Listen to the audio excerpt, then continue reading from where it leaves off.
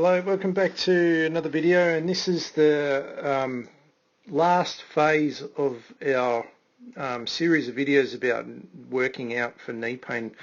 I could probably really stretch this out to like 7 or 8 programs, but just to simplify it so it doesn't go forever, and just to give you the rough idea of how I would gradually progress each one. So just understand I'm probably leaving quite a few things out, but everyone's a bit different. So just to give you the idea of how to gradually progress. So this time around, last time I started off with the single leg deadlift, and I'd probably continue using this for quite some time. This one is usually one of the most difficult to get right early on, but in the end it becomes one of the best ones to continually use, and the person could obviously still have some struggles, but as they're getting better at it, they're starting to really gain control over the knee, being pulled laterally or being rotated from poor control of the foot and the hip. All right, so once you've really got the hang of this, and last time I just had, say, body weight, this time you'd really be trying to seriously load it, so really using some dumbbells. Again, just working within your range and where you're comfortable with working. So to be honest, at this point, like if I was to really add a program is in between all these, just to pause it for a second, I could probably just stick with the main movements, really simple, being this one, and probably towards the end I'll have this one of the squat. So I could have just using some basic squats. So in the previous program, we had a lot of eccentric and isometric stuff, and so in the squat itself I had the decline squat or the ramp squat, where we were actually pausing it and holding it for 5, 6, 8 seconds even. This time round, and it was unloaded, so it wasn't with weight. But this time we would be really deliberately trying to load it to create more of an overload in the muscles and taking away the ramp or to get like more ankle. So if I just go back to get more ankle range and make it more like a true squat. All right, so obviously this would be one of the hardest things for someone with knee pain to do because it's very much knee loaded. So all of the earlier programs had a huge focus on hip position, getting glutes firing, which don't really aggravate the knee but also don't strengthen the quads, where this one really does, as you can see here. So there's a huge element of the quads working, and the ankle range, which the decline squat didn't have last time, does this time. However, I'm still keep some heel plates there in most cases, just to allow better technique, better positioning of the body, so they don't have to fight through that. But it's obviously a big component of knee pain, and you're actually now really trying to tap into that as such. All right, so I could probably at this stage of the program just focus on the deadlift, the single leg deadlift, the squat, and maybe the lunge, where last time I had the little band, the reactive neuromuscular training sort of, and again it was body weight orientated. This time I could add load, but to let's assume that you've kind of done that and maybe mixing some of phase 2, 3 and 4 together. This would be like almost a phase 5, I suppose, that we're doing today. So if I just go back to the beginning, and let's say we've just completed our single leg deadlift, I would try to superset this with a cable movement. Now in the previous program I had like a weight shifting cable push exercise, which again was really focusing more on glutes and core.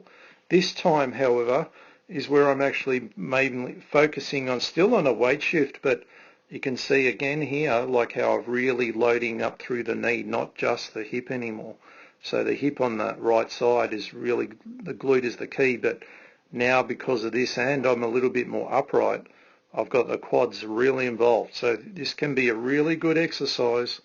Also the calf, because the ankle is really going to have to push through. So really trying to put it all together, and this is really mimicking running. So if you're a runner who's suffered with knee pain, this can be quite a good way to really incorporate this back into your movement, and really having control over that knee and regaining some of the lost strength through the quads. All right, so this can be a good one you could use. However, I may not be able to use it with everyone. Some people it's just too difficult. So I'd have to stick with the other versions that I've used in the previous programs for a period of time longer until I can build up to this. All right, so this is very much an acceleration type of an exercise. So where most of the problems even need a deceleration, but don't underestimate the power of this, how it really can link into the other things, and like I said, change running and things like that itself. All right, so very, very powerful exercise, but again, there's no way you could start with this in the early stages, too much pain. But it really does finish the job and put everything back to where you need it to be. All right, so that'll be my first two exercises in the workout, and maybe doing 3 sets of those, and then I'd head to what we looked at before, where I'd start to bring in the squat. So I could even add the little band to my legs to encourage that little glute engagement a little bit more if I wanted to. There's many ways you can do this. I prefer the dumbbell over a barbell as well to just get a little bit better range, a little bit more control. Obviously sacrificing a bit of load, but I don't really need. I find sometimes the barbell just limits people a bit, stiffens them up too much, where the dumbbell I get like a much better, achieve my goal a lot more effectively. All right, so that'll be, so the exercise I'll pair with the squat is the next one, which will be the opposite of the cable one. So let's look at that. Okay, so this is the exercise I'd pair up with the squat. So it really works the posterior sling. I've featured this one heavily a lot in recent videos. And really it's the opposite of what we just looked at with the cable push one. So this is the previous one was the anterior sling. Now we're working the posterior sling, so really getting glutes engaged. And again, there's this deceleration and weight shift, so really loading the left leg there and then shifting it to the right leg. So I'm getting a lot of rotation, huge amount of glute work in this. That's why I like it so much. But again, there's no way you could start off doing this. So in the previous program, we had just a lunge pull, so it was a static lunge that was, I wasn't on the move. I wasn't moving forward and backward. I was just going up and down. I still had it loaded a fair bit, but I wasn't really trying to create this on-the-go movement. And it's really these things that challenge the knee in a big way, but because they do so, there's, you have to be very careful of using them too soon. All right, so again, I needed everything that was before this to get to this point, but now that I'm at this point, I start to make bigger changes. All right, so that I'd sort of team up with my squat. Then the next one I start to look at the lunge. So we've sort of looked at single leg, we've looked at squat, now we'll look at the lunge. And again, this is going to be on the move, so let's have a look at that. All right, so in the previous video we had a walking deadlift. So this time we've got, which was mainly hip loaded, now we've got the walking lunge. Now I could make it really easy and just do a forward lunge or just a reverse lunge, but let's assume that we've moved beyond that. I've also got like some load that I've added to it. I could hold 2 dumbbells by my side, doesn't really matter how you really do this as long as you execute the technique as optimal as you can. So you're still trying to get really good hip and glute movement activation as in line with the quads. All right, so you're trying, again, like these can be really difficult if there's pain. There's no way you could do these early on. You have to use all the other things that were before that to build up to it. But the beauty of this is that adds the deceleration. So we saw some of the exercises earlier have the acceleration. This one is really loading the knee to control your landing and not burst through and destroy the knee itself. So sometimes it's an abused exercise, this one, but if it's really used wisely, it can be quite effective at really getting your strength back to where you need it to be. All right, so with this one, I tend to include with some simple upper body exercise like a chin up or a lat pull down, something that doesn't compromise it because it does take quite a fair bit out of you. All right, and then the last couple that I'll look at are, again, different variations of deceleration. So let's look at that.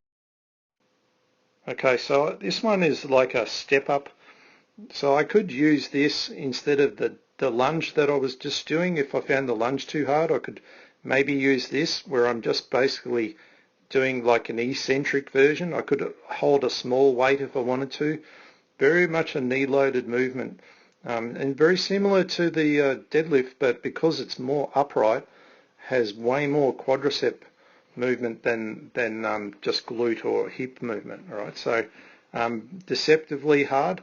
And I could go from doing this as an eccentric version then to doing it like it's really used as a full-on off the floor, maybe having weights, so like a normal step up as such, and really just trying to get all these different angles and movements to try and regain the strength and the control of everything that's involved that usually was ruining it in the first place. All right, so this is a great one. You can builds up to really single leg squats. All right, so I can use that instead of the walking lunge. Let's look at the last. Okay, so these last couple, there's so many of them that I could use. I really, I'm just sort of picking a couple of the simple ones and then a hard one. But again, this is the deceleration. So going from like a loaded squat to a squat that's on the move. So really landing from jump. So if you're if you're a sports player, this is a good one. If you're not sports, maybe I don't really need this. I could just stop with the dumbbell squat that we did earlier. That might be as far as I need to go. But if you're a bit younger and you're really into your sports, this is definitely something that I'd want to do.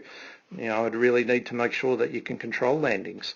All right, so go from this 2-foot landing of a squat on the BOSU there to really then getting back to the single leg again. So instead of loading it and using eccentric strength, really making it decelerate extremely fast on a single leg landing.